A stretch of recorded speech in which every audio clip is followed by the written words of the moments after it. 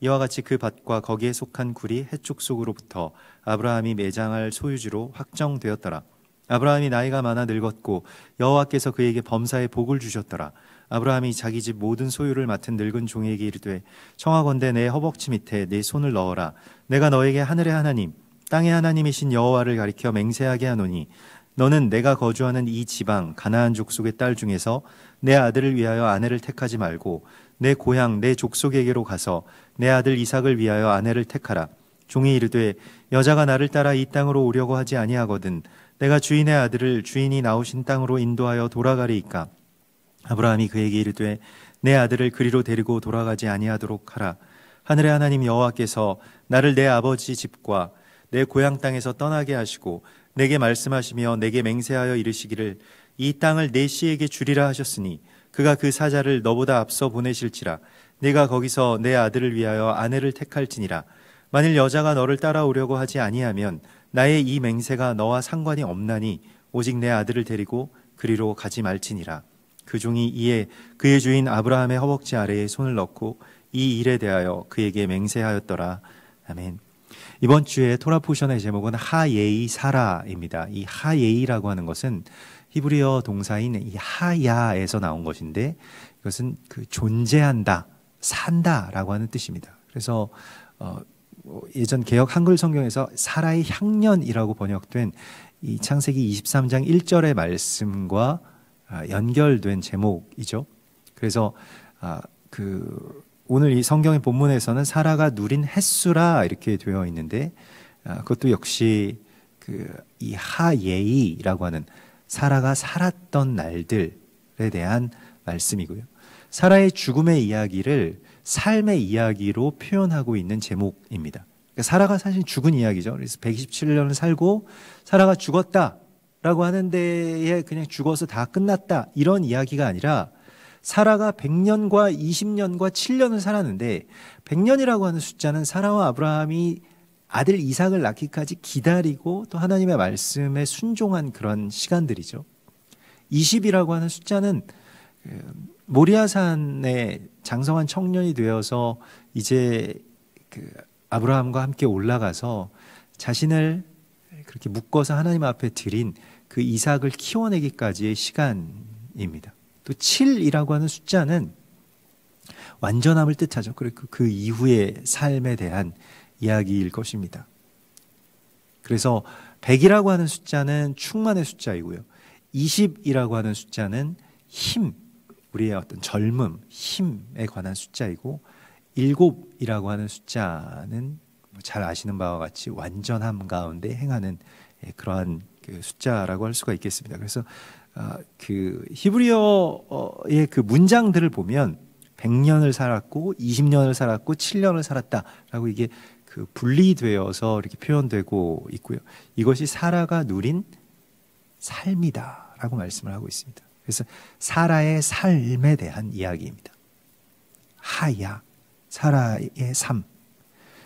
성경에서는 우리가 살았다라고 하는 것과 죽었다라고 하는 것의 차이를 그 기준을 오늘날에 무슨 이 호흡사냐, 뇌사냐, 여러 가지 심정지냐, 이런 것으로 이제 판단을 하는 것과 같이 어떤 그 기준이 우리가 죽었다와 살았다의 어떤 기준이 호흡이 붙어 있고 뇌가 있고 그리고 힘이 있어서 산 것이 아니고 요한계시록 3장 1절에 보면 사대교회의 사자들에게 편지하라고 말씀을 하시면서 너희가 살았다라고 하는 이름은 가졌으나 죽은 자로다라고 말씀을 하시죠.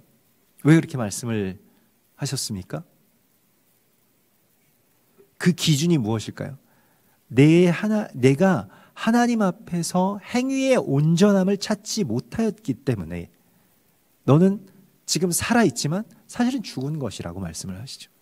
우리가 살아있다라고 하는 것, 이 하야라고 하는 것은 그냥 단순히 자신이 사는 것을 살아있다라고 성경을 말씀하고 있지 않고요.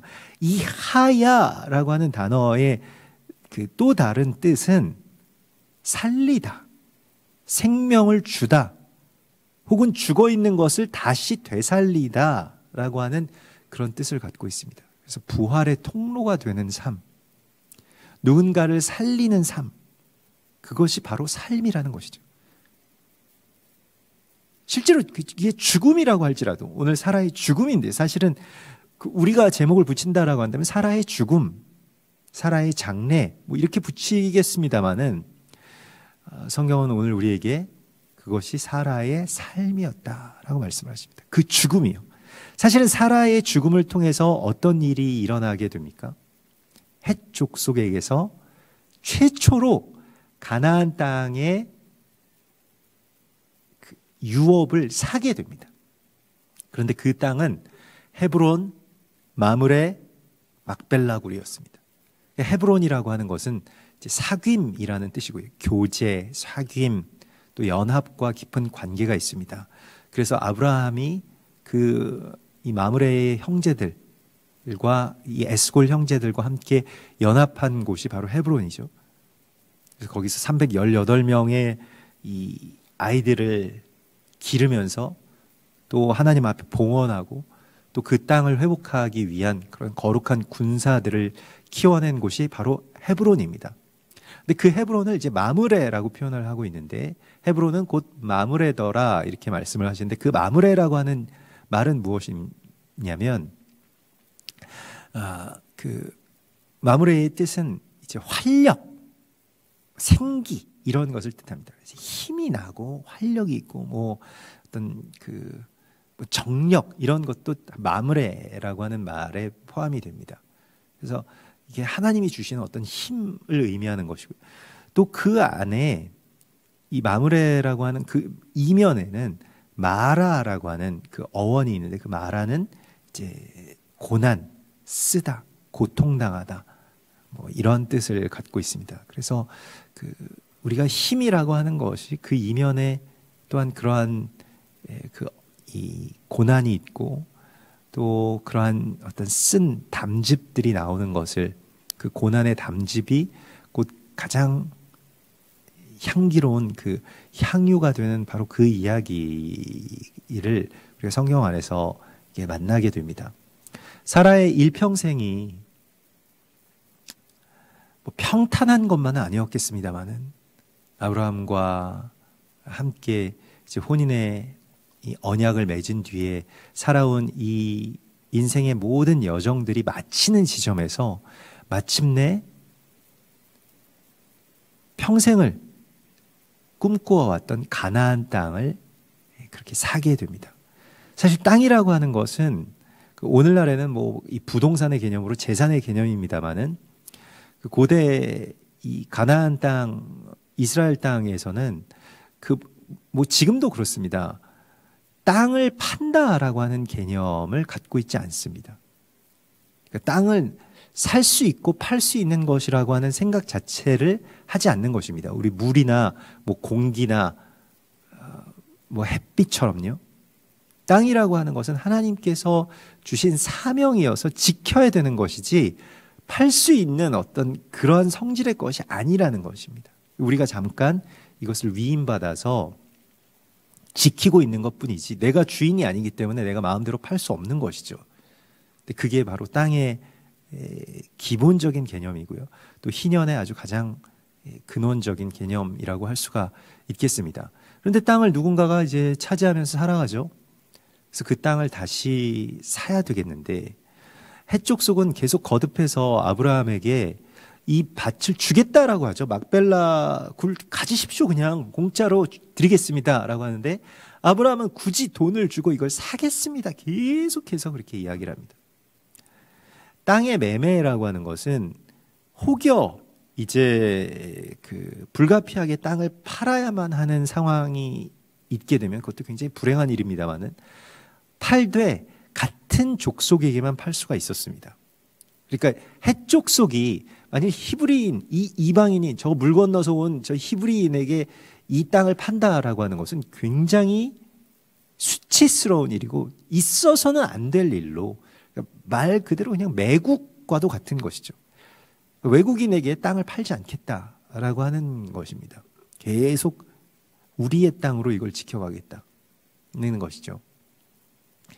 그래서 그 이스라엘에 가면 예루살렘 그 성전 건너편에 이제 감람산이 있고 그 감람산 그 정상 부근에 어떤 한 집에 큰 이스라엘 국기가 걸려서 이렇게 휘날리는 것을 우리가 보게 됩니다.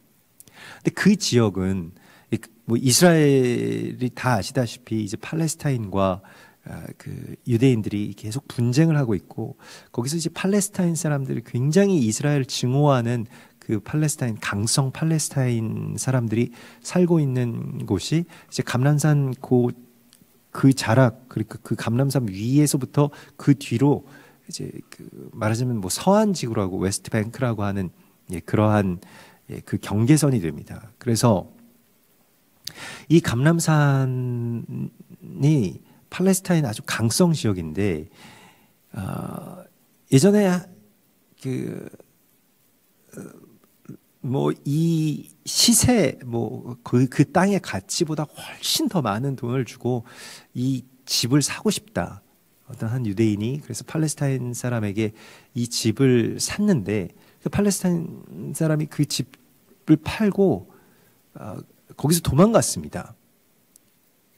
만약에 이 집을 팔았다라고 하는 소식이 전해지면 굉장히 큰 고초를 당할 것이라고 생각을 했기 때문에 거기서 가족들이 밤에 도망을 가서 다른 곳에 살았는데 이거 이제 법적으로 이 땅을 내가 돈을 주고 샀다.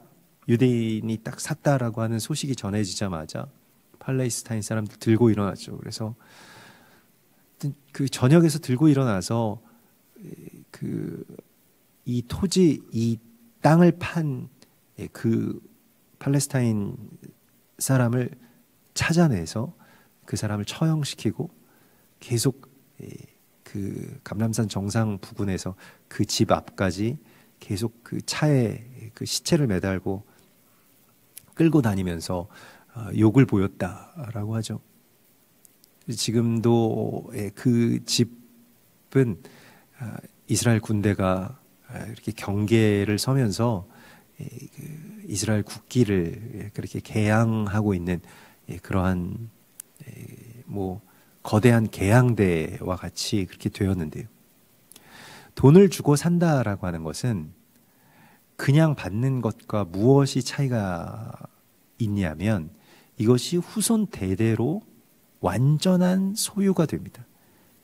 그러니까 아브라함이 그냥 장사를 지을 땅을 주겠다라고 그렇게 해족속들이 말했을 때 아브라함은 사라의 죽음을 통한 이 땅의 회복의 열쇠가 자기에게 주어졌다라고 하는 것을 그렇게 알고 이 사정을 하죠.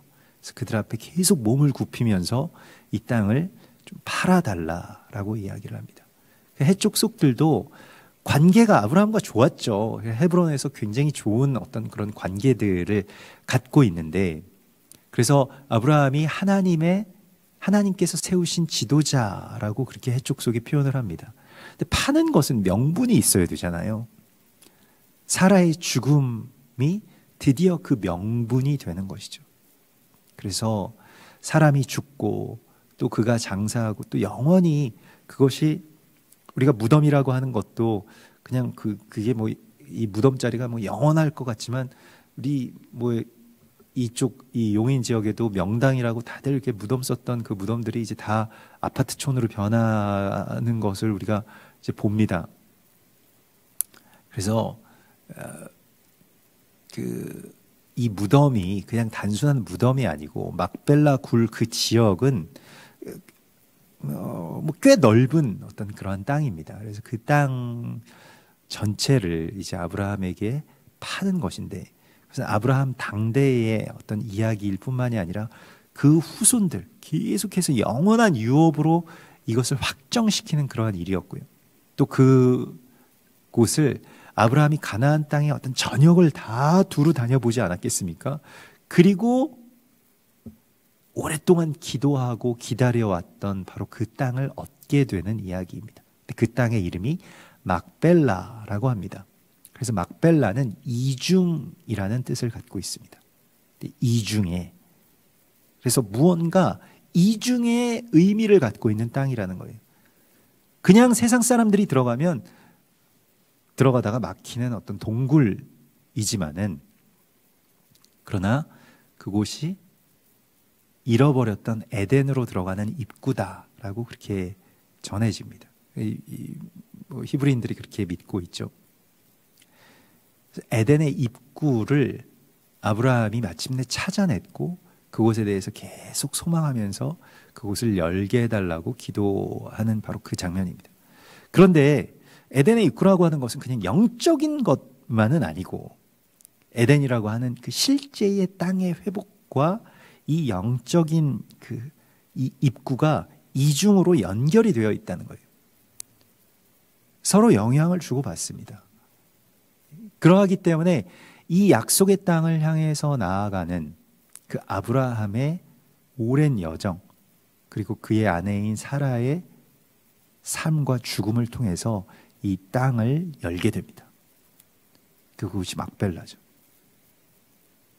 천국으로 들어가는, 하나님의 나라로 들어가는 문, 입구가 됩니다. 그것을 이중이라고 하는 이름을 가진 막벨라를 의미합니다.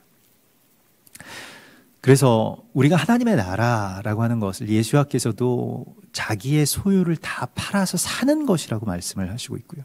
이 가치가 전환되는 지점에서 하나님의 나라가 열리게 됩니다. 그러니까 내가 갖고 있었던 가치, 혹은 내가 갖고 있었던 생명, 내가 갖고 있었던 어떤 호흡, 이러한 것이 다른 가치로 바뀌는 지점을 이제 하나님께서 우리 가운데 보여주십니다. 세상 사람들은 이 죽음이라고 하는 것을 그렇게 그냥 사람의 어떤 생명이 끊어지는 날로 생각을 합니다마는, 그러나 오늘 성경은 그 죽음을 통해서 영원한 생명의 이야기가 시작되는, 예수님께서 말씀하신 것처럼 하늘의 밀이 이 땅에 떨어져서 죽으면 많은 열매를 맺느니라. 죽지 않으면, 우리가 다 죽지 못해서, 죽지 않아서 생명의 역사가 일어나지 않는 것에 대해서 탄식하시면서 예수님께서 말씀하신 것이죠. 죽으면 많은 열매를 맺느니라. 그래서 사라의 죽음은 단순한 어떤 한 개인의 죽음의 이야기가 아니라 그 믿음의 어머니의 죽음, 혹은 그것은 교회의 죽음과도 깊은 연결을 갖게 됩니다. 사라의 죽음으로 말미암아 열린 것이 바로 하나님의 나라입니다.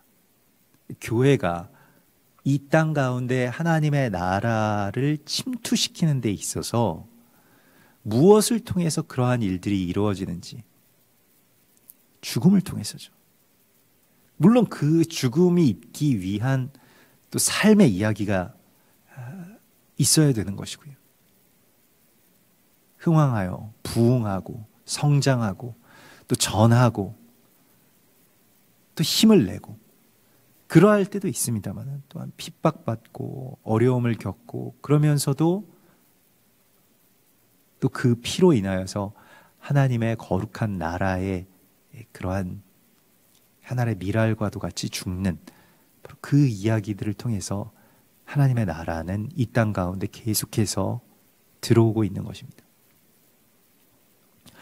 그래서 오늘 창세기 24장에서는 사라가 죽은 후에 아브라함이 나이가 많아서 늙었고 여호와께서 그에게 범사의 복을 주셨더라, 이렇게 말씀을 하십니다.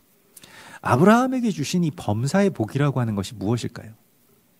우리가 보통 일반적으로 그 사람 복 받았어 라고 하는 그 개념과 오늘 이 24장에서 아브라함이 받은 이 범사, 그러니까 이 모든 것에 다 복을 받은 이야기는 많이 차이가 있죠. 아브라함이 받은 복은 무엇입니까? 아내 사라의 죽음을 통해서 땅을 얻게 된 것, 그리고 무엇일까요? 오늘 이 24장에 나오는 새로운 신부인 이 리브가를 찾아 나서는 여정을 떠나게 되는 것을 말합니다. 우리가 이 세상 속에서 살아가면서 그 연합과 혼합에 아주 아슬아슬한 그 외줄타기를 하고 있습니다. 자칫 기울어지면 그것이 연합이 혼합이 되고요. 또 그 혼합을 하지 않기 위해서 그럼 아예 그냥 연합을 못하게 되면 또 그것도 사망의 일이라는 것이죠. 이방인들을 구해야 될 사명이 이스라엘에게 있습니다마는 제사장의 사명이 있죠. 근데 잘못 접촉하게 되면, 잘못 섞이게 되면 혼합되게 되어서 이방의 신들을 오히려 이방의 신부들을 취해서 오면서 이방의 신들이 들어오게 되는 그런 일들이 이제 훗날에 모압 땅에서 일어나게 되죠. 유대인들은 나중에 이제 생각한 것이 이방인들과 아예 그냥 접촉하지 말고 밥도 같이 먹지 말고 아무것도 하지 말아라. 그렇게 되면 또 어떤 일들이 일어날 거예요? 이방인들이 구원의 통로를 상실하게 되는 것입니다. 제사장이 없어지는 거예요. 제사장 나라가. 열방이 구원을 받지 못하게 되는 것이죠. 그래서 이게 예수와께서 오셔서 이방인들, 또 버려진 자들, 사마리아 사람들, 죄인과 창녀들 찾아다니시면서 같이 접촉하시는데 이 거룩의 무게중심을, 그 분리와 거룩의 무게중심을 갖고 있었던 이 파르샤들, 바리새인들, 바리새인이라고 하는 것은 분리시킨다는 뜻입니다. 무엇과 분리시킬까요? 거룩하지 않은 것과 자신들을 분리시키겠다는 거예요. 그래서 그들과 접촉하지 말자, 그런 일들 행하지 말자라고 하는데 예수께서 계속 그 반대로 행하시고 있죠. 바리새인들은 그 당시에 지금 우리 신약 성경에서 굉장히 저평가되어 있지만은 굉장히 존경받던 사람들이었습니다. 왜냐하면 토라의 이 말씀을 그대로 지키기 위해서 모든 것들을 다 희생하고 자신을 삼가야 된다라고 이야기를 해왔기 때문에 정말 오늘날로 치면 정말 잘 믿는 사람들이었죠. 정말 경건한 사람들이었죠. 근데 그들에게 한 가지 부족한 것에 대해서 예수께서 방향을 계속 틀고 계십니다. 그러니까 이게 무게중심이 맞춰진다라고 하는 것은 이 기준이 딱 정해져 가지고 매뉴얼처럼 딱 정해져서 이렇게 되면 잘못된 것이고 이렇게 되면 옳은 것이야 라는 게 아니고 마치 어느 한쪽으로 너무 치우치게 되면 반대쪽에 힘을 주어서 이것에 중심을 맞춰야 되는 것과 마찬가지의 이야기입니다. 그러니까 이 선악의 이분법적인 논리는 그냥 이건 다 나쁜 것이야. 이방인들은 그냥 다 나빠. 이렇게 하면 참 편합니다. 우리도 그냥 이스라엘은 하나님이 그냥 심판하셔서 그냥 멸망했어. 끝이야. 이렇게 하면 참 편한데 그게 아니잖아요. 이스라엘을 하나님께서 눈동자같이 사랑하시고 또 그들과 우리가 연합해야 되고 또 유대인들도 이방인들이 우리의 원수가 아니고 우리를 죽이고 우리를 오염시키는 그러한 어떤 이 암적인 존재들이 아니라 우리가 함께 연합해 나가야 되는 이 한 세 사람의 몸의 연합을 이루어야 되는 귀한 지체들임을 그렇게 알게 되는 바로 그 지점을 하나님이 우리에게 말씀하십니다. 이것이 우리가 받는 범사의 복입니다. 이 경계에 대해서 우리가 스스로 기준을 세워서 지키기 시작하면 그것은 곧바로 이제 율법주의 혹은 중세의 어떤 도그마가 됩니다. 그러나 예수께서 말씀하시고 또 성령의 감동과 또 성경에서 말씀하시는 것을 따라서 온전하게 순종하게 되는 것 그 자체가 범사의 복입니다. 그래서 약속의 신부를 찾아내는 이야기, 약속의 신부를 새롭게 찾아내는 그 이야기에 하나님께서 복을 주시고 있습니다.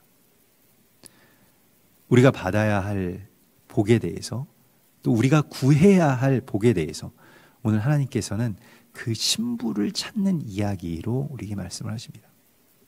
신부는 그리스도 예수와의 동역자인 교회, 온 이스라엘을 그렇게 뜻하는 그러한 이름이 되죠. 한 신부의 죽음과 또 새로운 신부의 시작, 그것을 찾아내고 시작되는 바로 그 이야기, 죽음과 삶이 정말 온전하게 연결되는 바로 그 지점에 하나님의 복이 있습니다. 아브라함이 하나님으로부터 받았던 바로 그 범사의 복을 우리도 받기를 소망합니다. 우리 같이 기도하겠습니다. 하늘에 계신 우리 아버지시여, 이름이 거룩히 여김을 받으시오며 나라의 임하옵시며 뜻이 하늘에서 이룬 것 같이 땅에서도 이루어지이다. 오늘날 우리에게 일용할 양식을 주옵시고 우리가 우리에게 죄 지은 자를 사하여 준 것 같이 우리 죄를 사하여 주옵시고 우리를 시험에 들게 하지 마옵시며 다만 악에서 구하옵소서. 대개 나라와 권세와 영광이 아버지께 영원히 있사옵나이다.